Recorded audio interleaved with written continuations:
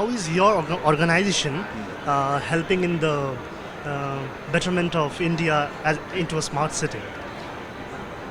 Look, urbanization is something that is inevitable. Secondly, almost 30% of India's population, which is living in the cities, is generating about 60% of GDP of India. With this kind of urbanization growth, in the next 15 years, you can have about 300 million more people coming into cities, which will make sure that about 75% of India's GDP gets generated out of cities. So this growth that we are talking about, India, 10% plus growth, economic growth happening, is not going to come from agriculture. It's not going to come from incremental this thing. It will come from efficiently run cities. Smart city is a little bit of a too large this thing. It has become a cliche, but basically everybody who's living in the city should be happy. Every business that is operating from the city or every service that is being given from the city needs to be more efficient and more scalable. That is the reason why we feel more and more cities are required. We are only one of them. When we started developing the city in 2005, it was not really, this word smart city did not even exist at that time. So it was more or less, you develop a city which is sort of making use of the geography that you have, making use of whatever you have, let's say, and trying to convert that into an opportunity for maximum number of people. So let's say we are situated in a hilly kind of area.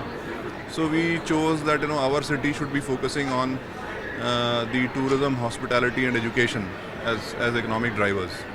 And we want growth through these drivers. Some other city may be a manufacturing city. Some other city may be a transportation or logistics city. So depending on what the opportunities the city can unfold, it can sort of design their business model around that and make sure that it obviously results into the nation getting positive contribution from that city. Existing metros, they have become too big, and if you have to make the dial move a little bit in the existing metro, you have to pump in hundreds of crores, thousands of crores.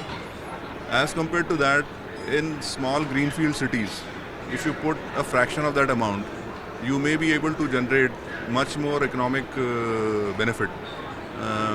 So there will always be a debate about whether to put more money into Delhi and Mumbai and Kolkata and Chennai, or to put maybe some money into tier 2, tier 3 cities, or maybe like Lavasa build a greenfield ground up kind of city. So, but I think all these things will happen. Lavasa is one type, but you will see investment going into metros. You will see investment going into mid-sized towns. You will see investment going into tourist towns and those kind of towns also. So if everybody will see investment going in, but the whole thing is that every rupee that goes into a city generates probably a better return or economic growth as compared to the same thing going in some other sector.